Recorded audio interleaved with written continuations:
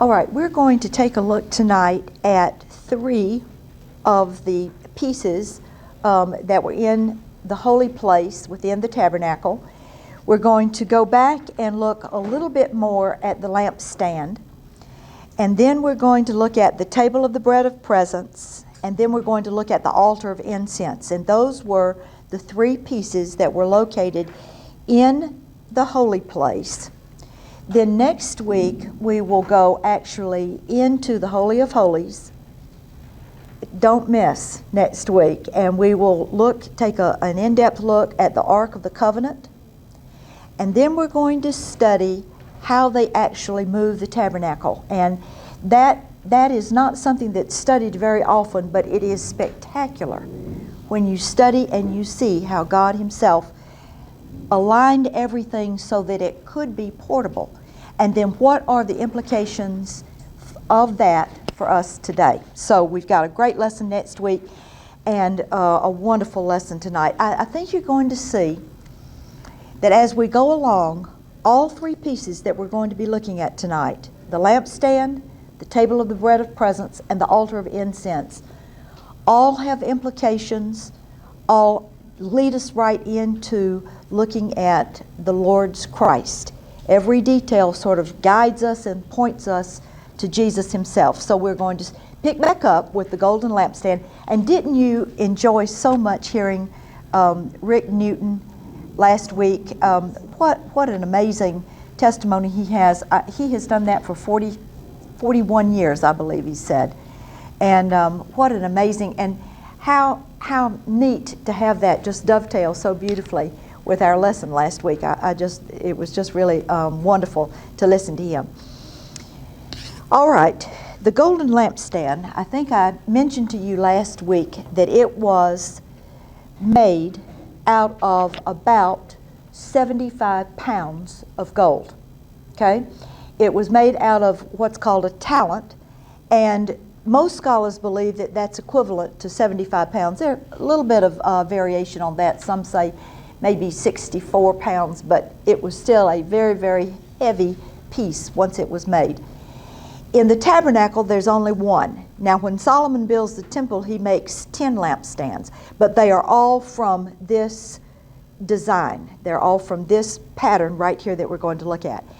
And we said last week that God specifically wanted them to use the almond blossom and the branches from an almond tree. So tonight, what we're going to do is take a little bit of look at what does an almond blossom, what does it look like? This actually right here is a close-up of one of the blossoms. Aren't they magnificent? They're generally 5 petals, sometimes 6, and so perfectly made. All you'd have to do is to, create your petals and then just close it up just a little bit, just like it was in the middle of opening. And it forms just such a beautiful place for the priest to put the oil, the olive oil, the beaten olive oil, the fine beaten olive oil in there, and a wick. And that was on the top then of each of the branches. But I wanted you to just look at these magnificent flowers. Look at this. That's a grove. Now, just a little couple of interesting facts. Almond trees are native in the Levant. They're native in Israel and in the Levant. Today, however, 100% of all the almonds consumed in the United States are grown in California, and 80% of the world's consumption of almonds are grown in California. So it is a true industry in California with these magnificent groves everywhere. They come in a variety of colors. You could have some that are solid white like this with a little pink on the inside, or you might have some that are pink. So they come in various shades of white and various shades of pink. Another little interesting thing about almond trees, they must be cross-pollinated. And every spring is the largest of migration of beekeepers from all over the United States. They actually load up into trucks and they bring their bees to the groves in California in order for the cross-pollination to take place. And what's so interesting, and you may already know this, but our bee population worldwide is beginning to go down. And it's really a very mysterious thing. They're not exactly sure what is causing that. There's some hypotheses about what is going on. They think maybe the waves from satellites or the waves from all different kinds of things are interfering with the bees' ability to make their patterns, to know where to go and to make their patterns. So in actuality, the California almond growers are contributing millions of dollars to research to find out why it is that the bee population is beginning to diminish. In the meantime, they are trying to come up with some hybrids that will allow them to produce almonds without the cross-pollination. They do have some trees that will do that now. The problem is the almonds are not nearly as large and they're not sweet. So it's really an interesting thing. There's also one more little small thing. In the Levant, there is what's called a bitter almond that grows, and it's poison. So it's so interesting that at the very beginning, because the very first place that almonds are mentioned are in Genesis, and they had already discovered which was the good almond and which not. So it's just a very interesting thing. Almonds are only mentioned 4 times in the Bible, in 4 places in the Bible. But what makes it so interesting is that these 4 places give rise to some things that stretch all the way through the Bible. They're only 4 times, but they are so significant in the times that they are mentioned. And we're going to take a look at the 4 places that you'll say, oh my goodness, it's just, you have to wonder. You just wonder if maybe, the Lord absolutely loves the blossoms from the almond tree. It's just such a neat thing. The very first time that almonds are mentioned are in Genesis chapter 43, verse 11. And the scenario is that Joseph, you remember when he was sold into slavery by his brothers, he is now a very high official in Egypt, and his brothers come and they find him, and they go back and they tell Jacob. They tell Jacob, and Jacob says, well, we're going to have to send him some gifts. And look in verse 11. Then their father Israel, Jacob is now called Israel at this point, said to them, the brothers, all of his sons, if it must be so, then do this. They've gone and they've come back to the father. Take some of the choice fruits of the land in your bags and carry a present down to the man, who actually is Joseph. A little balm and a little honey, gum, myrrh, pistachio nuts, and almonds. So we know that it was a very prized, a very choice thing to have, made a wonderful gift at this point. So we can just imagine them then going out into the fields and collecting the almonds and packing them up on bags, putting them on their donkeys and taking them into Egypt as a gift, as part of the gift. Okay, and then the next time that we see that almonds are mentioned is for the lampstand. God says, okay, I want you to make the golden lampstand, and those verses are in Exodus 25, 31 through 40. And he specifically talks about using the blossom for the cups and using the branches, the almond branches, for the branches on the lampstand, okay? So a very significant moment in terms of the almond tree and the blossom and that design. It actually goes into the tabernacle, and it stays as the design for even the lampstands all the way through Solomon's temple, all the way through the remodeling when Ezra comes back and remodels. And we have to assume that Herod also picked up that same design. In fact, they probably still had some of the ones left from previously, and they were used all the way through until 70 AD when the temple was destroyed. I suspect that some of the prizes that Titus took back to Rome were some of the lampstands because they were made out of solid gold. And in fact, there is on the Ark of Titus, was it a complete lampstand or just the top part of it? That's right. It's on the Ark of Titus in Rome today. There is on that, engraved on that arch, the Ark of Titus, a man carrying one of the top parts of the lampstand. All right. So the third time then that this is that we see this done is when let me get it right quick. In Numbers 17, if you'll flip over to Numbers 17, and this is the scene that we're all, I think that you'll be familiar with. In fact, it actually encompasses the whole of chapter 17, 1 through 12.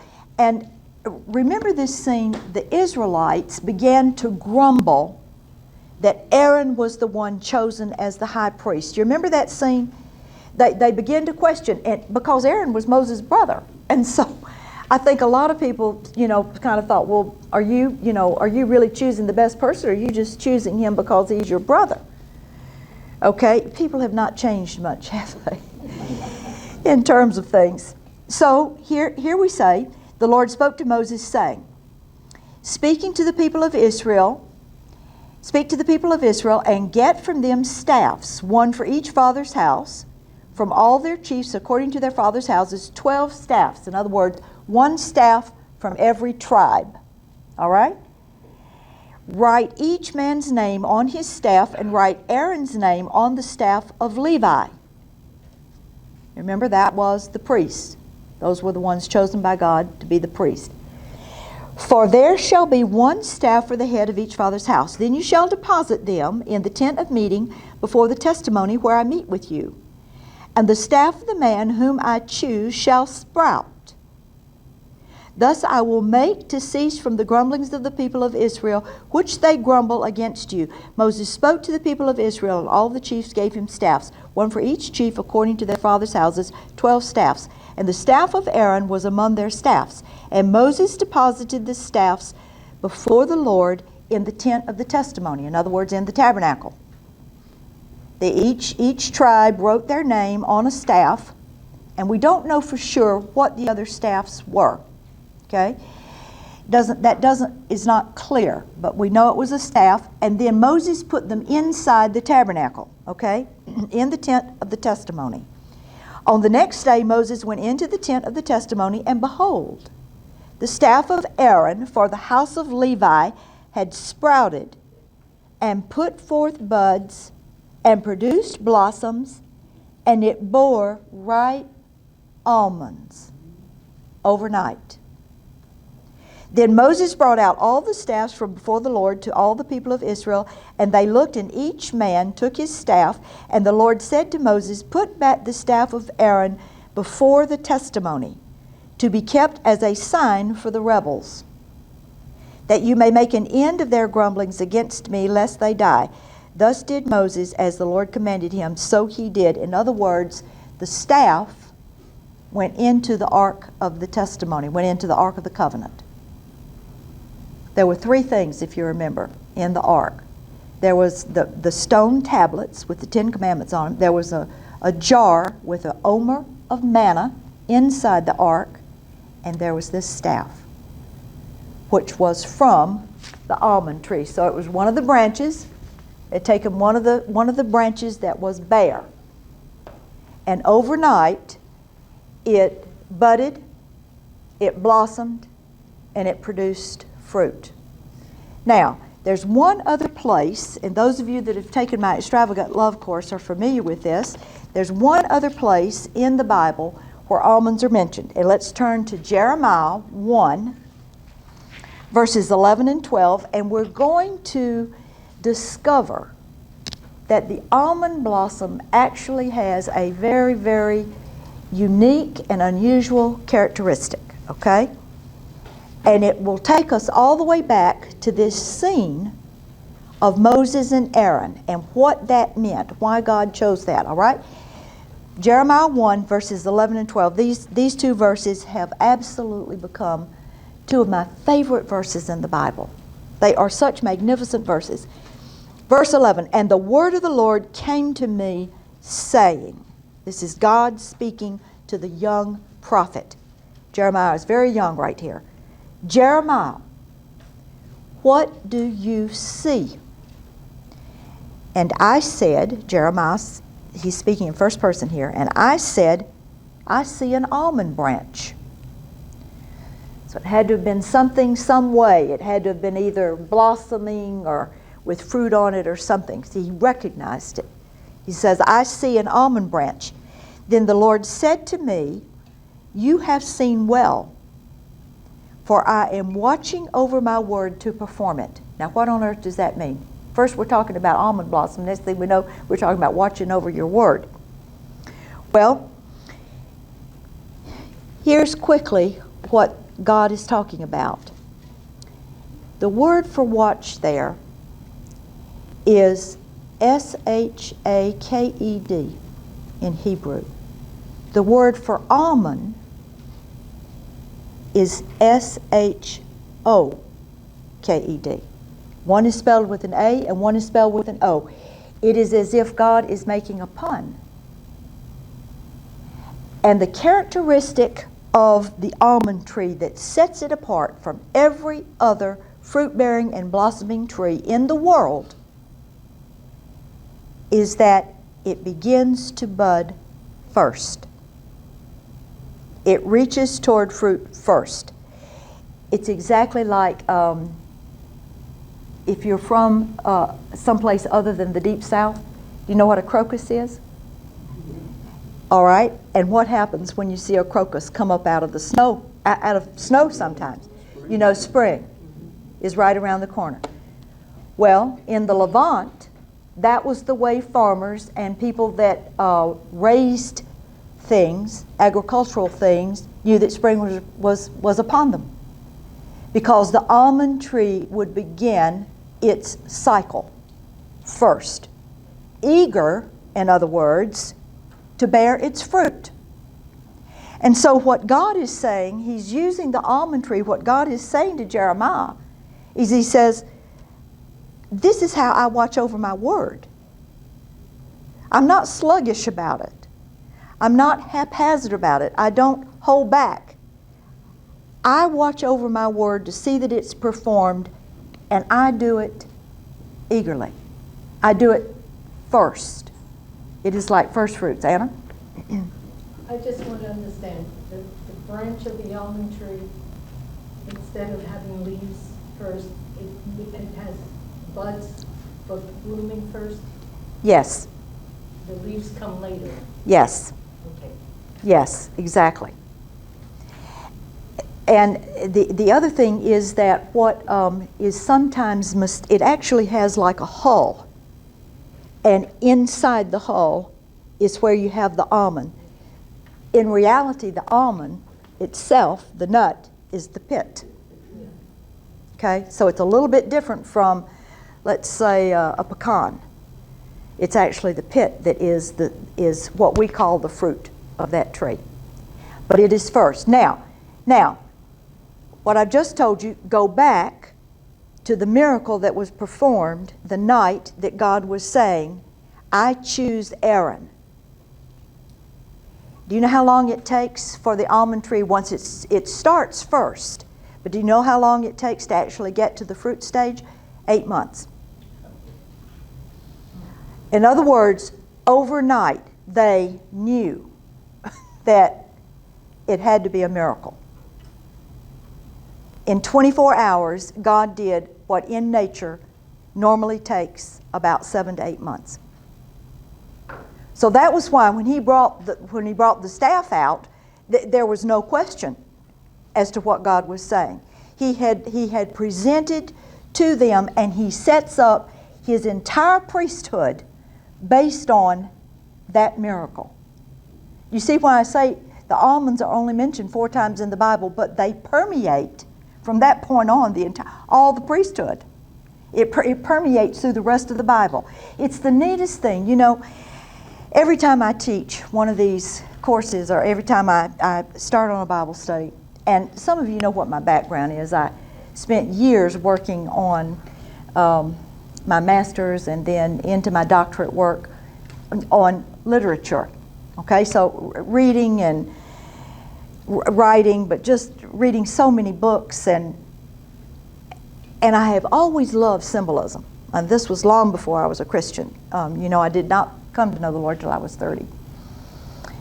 But symbolism, even back then, had already so interested me. It was just something that just an interest God had already put in my heart. And I guess that's why my Bible studies, I love this so much. In all my times of reading authors, and I've probably read a smattering of certainly every kind of genre that there is, and all through the various stages of literature as it's developed, there is no author, no human author that I have ever seen or ever read that loves symbolism more than the one who created this book. It just is a part of how he loves to express himself. You know, why just say it with plain words when you can, you know, when I can choose something that's so beautiful that I've made and allow that to be the image. It's just the neatest thing. He loves symbolism. So you know then that this almond, this magnificent almond blossom, just goes all the way through. And when he talks about then, I'm watching over my word to perform it. Then we get to the New Testament, and who is the Word? It's Jesus himself. It's a magnificent passage. Okay, so we have covered now, I think, you've got a good idea about the lampstand. We understand that the symbolism of it was the inside of the tabernacle. Black is the inside of a cow, you recall that. And you know that the lampstand was the only light inside the holy place. Now in the Holy of Holies, it's the Shekinah. And we'll talk about that next week. And so don't miss that. That's going to be really good, all right? So I think we pretty much know when Jesus comes, what does he say about the tabernacle? I am the light of the world.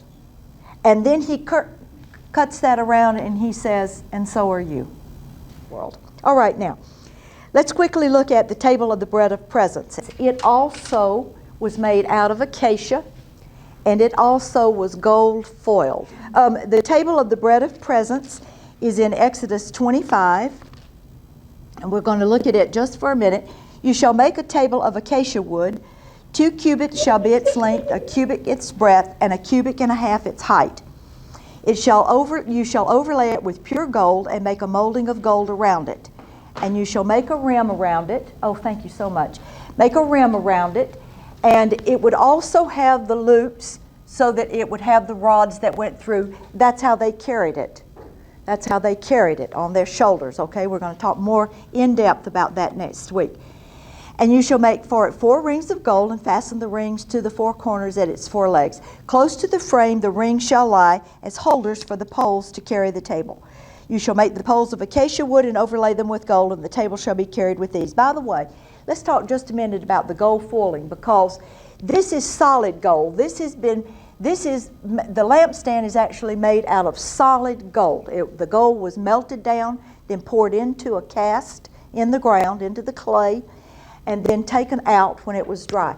This, however, these 2 pieces, the altar of incense and the table of the bread of presence, is made out of acacia wood. We saw a picture of the acacia wood. And by the way, you can go to Pier 1. Sometimes you can see little bowls and different things made out of acacia. Just look on the bottom and say acacia. And so you'll know that's what these were made out of. By the way, that is a very dense wood, free from infestation, hard for bugs and things to bite into it. And I'm sure that's why God told them to use that. And then over this piece and this piece was gold foil. Gold foil is made, it's just like what you know gold foil to be. They would roll it out very, very thin, and then put it on in layers so that it absolutely would just be shining. We talked, I think, about the King Tut's funeral mask, that used to go around to the museums, and how it was just absolutely glowed. All of the frames on the inside walls of the tabernacle were also gold foiled. Can you imagine the glow inside this room, what it would have looked like, and also what that table looked like? All right, on top of the table of the bread of presence, Leviticus 24, verses 5 through 9, you shall take fine flour and bake 12 loaves from it. 2/10 of an ephah shall be in each loaf. The Lord gives them specific examples. You shall set them in 2 piles, 6 in a pile on the table of pure gold before the Lord. In other words, they were to bake 12, and they were probably like little flat sort of loaves, flat loaves, and they were to set them on the table of the bread of presence in 2 stacks, 6 in each stack. Then on top of the stacks, they were to put a piece of frankincense. Now, what was the symbolism of that? It represented God's divine provision to all the 12 tribes. Each tribe had a loaf there on the table. Then the frankincense denoted God's absolute authority and his divine being as their ruler with the Israelites. And of course, we can't read this without thinking about the gifts that the Magi brought to baby Jesus, okay? Frankincense was part of that. All right, so the table of the bread of presence, and that is denoting God's presence with them. And it also held cups with wine. Now we absolutely cannot read that and learn about the table of the bread of presence without thinking about what? The Lord's Supper. It is. Do you see how beautiful that is? That already right here, we are like setting up, and how many disciples sat at that table? 12. So there had to have been 12 pieces of bread, or perhaps even 12 loaves. I'm telling you, it's beautiful when you see how this just works its way, these beautiful symbols and symbolism just works its way all the way through. All right, let's see. And then it says, and it shall be for Aaron and his sons, and they shall eat it in a holy place, since it is for him a most holy portion out of the Lord's food offerings. That's an interesting point, because see, the priests were not to work.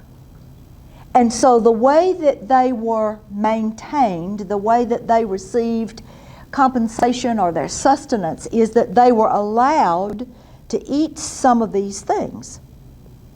And if there was anything left of the sacrifices, they were allowed to pull out some of that and then take home. And so they would have meat for themselves and their families. They would have bread, wine. So this is how they were able to were compensated, since they were not allowed to do any kind of work. All right. There's one other place. Let me see if I can find it. If I can't tonight, I will bring it back to you, where it talks about them coming in. Let me see, Leviticus, I think, let's see, 24, we've already said that. It talks about, I'll get that verse for you next week, about how they would take the bread straight from the ovens. They would immediately then bring it in. The women would bring it in, and I gather give it to the priest, and then the priest would take it in. And so I wrote this little thing at the back of this particular chapter. If those of you that have my book will have this in this chapter, but I wanted to just read it to you. I call it hot holy bread, because that's exactly what it was. While studying the table of the bread of presence in the tabernacle, I came across a verse in Scripture about David. You remember this scene? David and his men, they come back from a battle, they're starving, and they take the bread off the table. Only the priests were allowed to eat from it. You remember that? The verse, here's the verse. The verse in 1 Samuel 21:6 indicates that whenever the bread was replenished, the Israelites took it straight from their ovens to the tabernacle. Hot bread for the Lord. Once it was placed on the table in 2 stacks of 6 loaves each, it was made holy. And keep this in mind, because next week this is going to be a very important point. Anytime anything touched any of the pieces that were in the tabernacle that were considered holy, then whatever touched them became holy. That's going to be a key point to our lesson next week. Once it was placed on the table, it was made holy. And in my book, I say, for some reason, all of this reminded me of my sweet mother-in-law, who made the best yeast rolls you've ever tasted.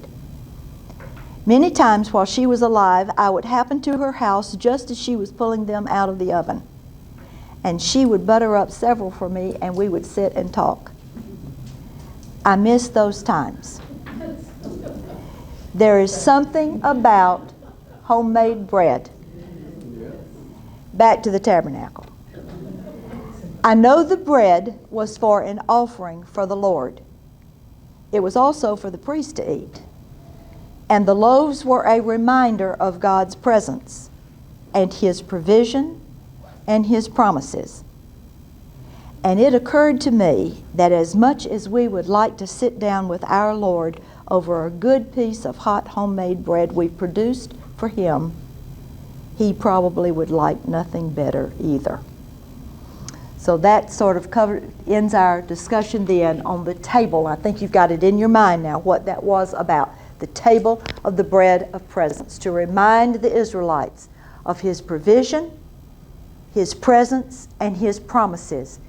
And we see it as a precursor to the Last Supper and all that that means now to us. Now, let's move to the altar of incense. This is a great, great piece of furnishings that's often overlooked, I believe. Turn to Exodus 30, 1 through 10, the altar of incense. You shall make an altar on which to burn incense. You shall make it of acacia wood. Here's our acacia wood again. A cubit shall be its length, and a cubit its breadth. It shall be square, and 2 cubits shall be its height. Its horns shall be of 1 piece with it. You shall overlay it with pure gold, its top and around its sides and its horns. You shall make a molding of gold around it, and you shall make 2 golden rings for it. Under its molding on 2 opposite sides you shall make it. You shall make the poles of acacia wood and overlay them with gold, and you shall put it in front of the veil that is above the ark of the testimony, in front of the mercy seat that is above the testimony, where I will meet with you. In other words, this piece was right in front of the veil. And it was probably this piece, now later it gets larger, but this piece in the tabernacle was about this high, and it was square. Okay, it was square. Made out of acacia wood, completely gold foiled. It also had the rods in it for carrying. And on top of it, they would have placed a beautiful gold or some sort of bowl, probably gold, on the top of it. And then what they did, they asked each of the tribes to contribute a certain amount of incense made by a specific formula that is in the Bible. And you remember we talked about it was completely forbidden for anybody else to make this incense. This was just for the Lord. It gives the recipe. In fact, in my book, I talk about all the various ingredients that went in it and the history of them. It's just fascinating. All right, so they were to burn the incense, light it up every morning and every evening. The priest would do that. He'd come in, they'd trim the lamps, they would arrange, take care of the loaves of bread and the wine offering, and then they would go every morning, offer prayers, light the incense, and every evening they would do the same thing. The incense was to burn 24/7, just like the candlesticks, all the time. That was part of the ministry, and also in the temples. These were things that were done all the time. So you can see how you had to have enormous numbers of people to take care of this. To keep something going 24/7, just requires a lot of attention, a lot of tending to it. And so each of the tribes contributed about enough for a month of burning the incense. So each tribe had about a month, 12 months in a year, so they contributed their incense then for all of that time. Now, you remember that I told you that on this altar we had the horns, and that was where, sometimes for certain things the blood would be applied. This altar of incense also has horns.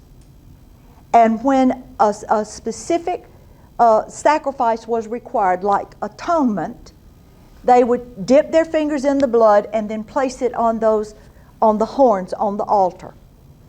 Once a year, the priest would come in to this spot and pray for atonement for all the people. This was just prior to going into the Holy of Holies. But at other times through the year, priests could come to this altar and offer make personal atonements, offer personal prayers for him. It's a beautiful picture, really, this altar of incense. Now, this is so neat. Well, let me get to something that's probably not so pleasant right at first. We'll turn to Leviticus 10. Leviticus 10, verses 1 through 3. And this is a story that I think just creates, everybody always says, why on earth did this happen? Leviticus 10. This is the death of the two sons, Nadab and Abihu. You remember that they died, they were Aaron's sons? And you remember that they offered what's called unauthorized fire? Okay? Well, this is what happened. They had their censers. They would, what a censer is, the metal container that hangs on chains. You put incense in it and then it's lit with coals. And so it begins to smoke. And that's a censer. Well, they had their censers and they had the incense. But when they went to get coals, evidently, you were always to use the coals from the altar of sacrifice, from the bronze altar. Because God, you remember I told you, when they set this thing up, He comes out and He lights it Himself. Fire comes out from the front of the tabernacle. I mean, it must have been spectacular. And it lights it. And so you're only supposed to use this fire to light the lampstand and to light the incense. But the two sons did not do that. They chose unauthorized fire, which means that it probably came from out here somewhere. Maybe from, a fire in front of their tent. And they brought it into the tabernacle. And God had already warned them over and over and over again. You must do the things exactly as I say, or you will die. And that's precisely what happened. It seems so, to our way of thinking, it seems so harsh, and yet God is trying to teach them, lay down the entire foundation for His ministry, for His priesthood, for the tabernacle, and as the centuries roll on, for His temple, and then as it continues on, for the tabernacle that came to live with us in the flesh, Jesus Himself. And He's saying, you must follow. You must follow these design plans as I give them to you. So then Moses said to Aaron, this is what the Lord has said, among those who are near me, I will be sanctified. It's just, there's no room for anything else. He says, among those who are near me, I will be sanctified. And before all the people, I will be glorified. And look at that phrase. And Aaron held his peace. He knew they had disobeyed. It's an incredible thing, and it has to do with the altar of incense. Now, this is so cool. I want you to turn to Revelation 5. Revelation 5. Revelation 5, verse 8. This is talking about the scroll and the Lamb. This is John's incredible revelation that he received on the Isle of Patmos. And he's talking about, right at this point, he's talking about seeing the Lamb. And the Lamb is beginning to open the scrolls. And then look at verse 8, the scrolls. And when he had taken the scroll, the 4 living creatures and the 24 elders fell down before the Lamb, each holding a harp and golden bowls full of incense.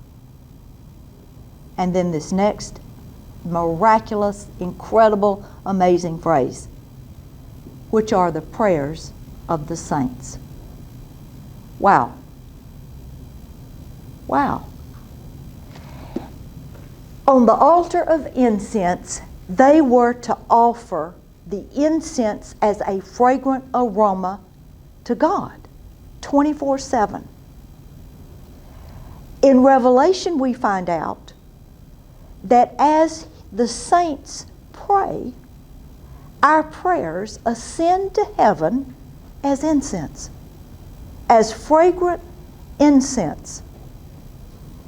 I mean, does that not give you goosebumps? I mean, to think that as we pray, they rise up as a fragrant incense, and you just hope and pray that God has that 24/7.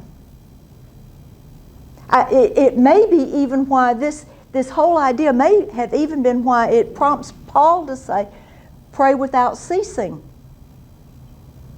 Keep those prayers going 24/7, because they are the incense that rise up to the very God Himself, to His very nostrils, to His. It must be so fragrant. I find that the most wonderful way that God carries that symbolism all the way through to the Revelation. Golden bowls of incense, which are the prayers of the saints. It's just absolutely beautiful. I've got, what time do you have right now? I want to make sure I've got enough time.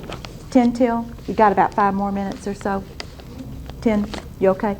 I wanted to just right quickly share something with you. This has a little bit more to do with the priest, but it just fits in so beautifully. And some of you may have already heard this story that had been with me before.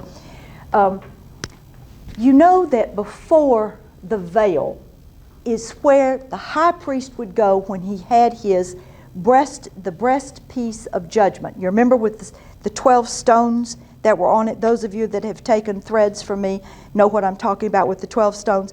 And one stone for every tribe, okay? And they were right here on his breastpiece, called the breastpiece of judgment. Only the high priest wore it. When he would come in to the holy place, he would stand in front of the veil.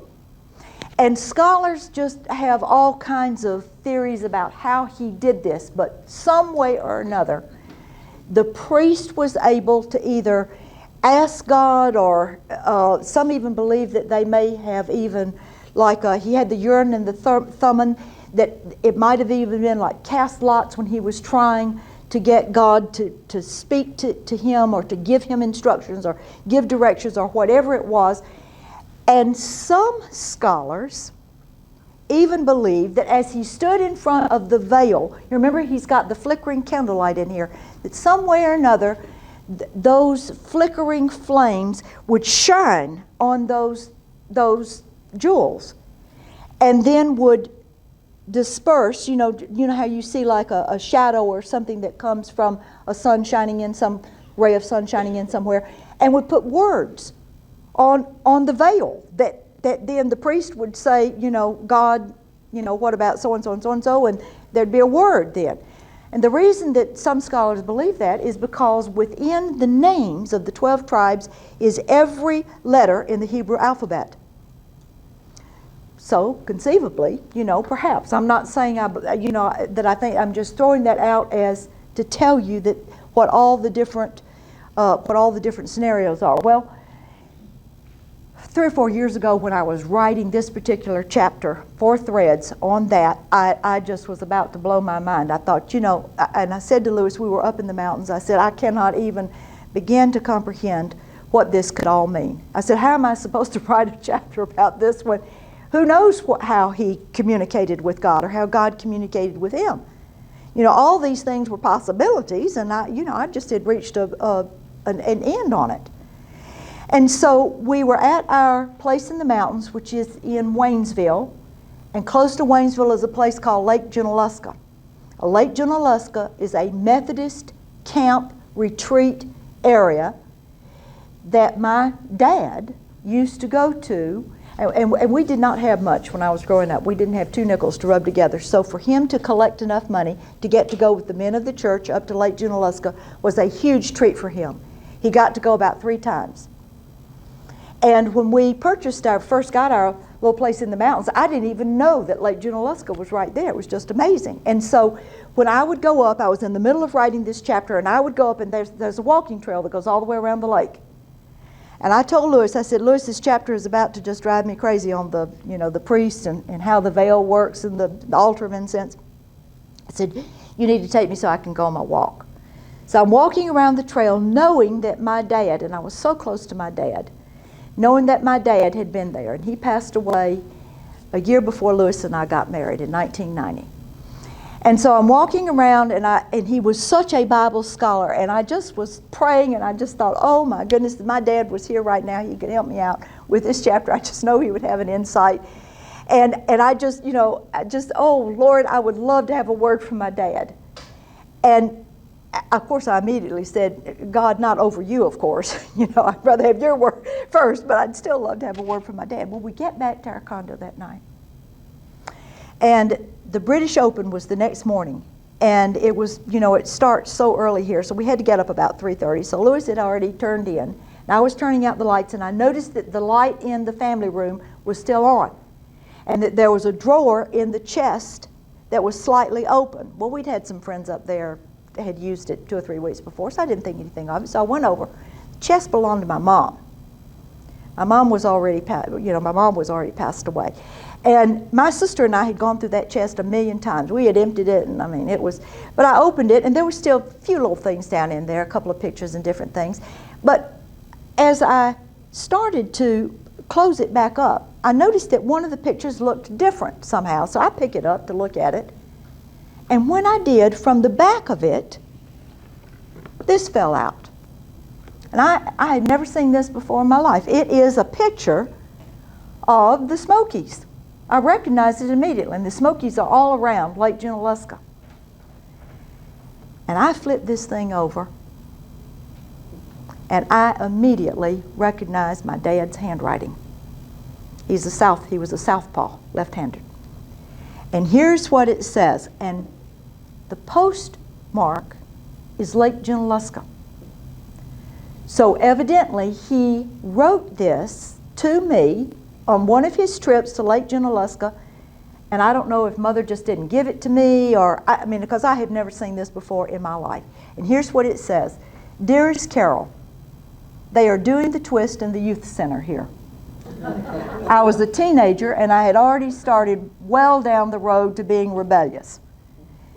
He says, the local boys and girls are just as hip as the ones you know. He was trying to say to me, Christian boys and girls are just as cool as the ones you're trying to run around with.